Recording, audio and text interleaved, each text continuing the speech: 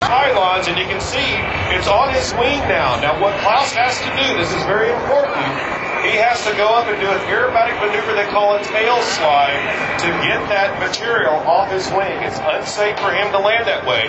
So if you see Klaus go vertical over in the distance, it's normal, it's okay. He's just doing an aerobatic maneuver to remove the spinnaker material. There's Klaus, very disappointed. You can actually see it on his wingtip there, that live camera. You can see the piece of material hanging off the tail plane there. Well, let's see where he hit it. Oh, the wind played havoc with him. Did you see that? He was going knife edge, left knife edge, which is the correct. There it is, right there. He knew he hit it.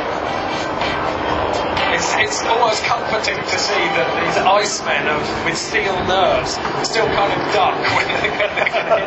You saw him kind of crunch up in the cockpit there. Well, and I hate to know what he was saying in German, but needless to say, there he goes, flying away. And that's a good example. I'm kind of glad, Ed, that we got that out of the way. We can see what happens when a pilot hits a pylon. It's perfectly safe. Again, you interviewed him, Mark Earhart. He explained that it's perfectly safe when an airplane hits one. There's a good testament right there. Klaus Stroll, now we're going to get a good example of how quickly our organizers, the team, can reinflate the pylon. It takes about 3 minutes.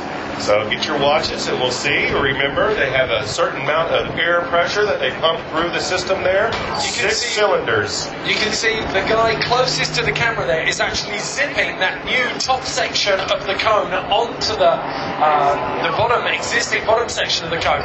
2 guys are there actually holding it in, so they're keeping the air down. They've turned off the inflation cylinders, so they hold it in, it can zip it round, and then the moment it's ready to go, they can turn that compressor back on, and up it'll go. Do you think your Greg Martin is out there supervising? I think he's probably doing it from the boat. He's probably an executive at this level. I reckon they want to get Hulk Hogan out there. It's like he's got that thing in a headlock, doesn't he? Are you coming with me? WWF, yeah, the rest. Well, see, the cool thing is all those people over at the O2, now one thing that we didn't get the advantage of, we're way over here at the start-finish, they heard the loud boom, because when an airplane hits these pylons, there's kind of a big sounding boom.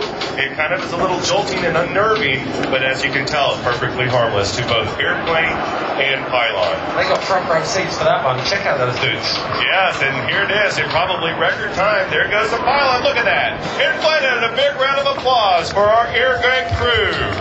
Super job, folks. Right back into the action, and next up is going to be Sergei Rachmanin. And unfortunately for Klaus, his fastest time was his first time, which was not the best time. It was a 1:43. Next up is Sergei Rachmanin flying an Edge 540.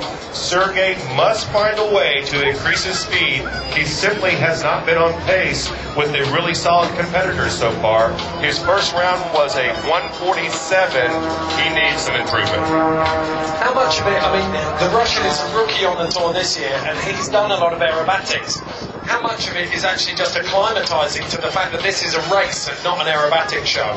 Apparently a lot, because he's really struggling. 2 times the world aerobatic champion is Sergei Rachmanin from Russia. He has yet to figure out this Red Bull Air Race course, but he saw the people out there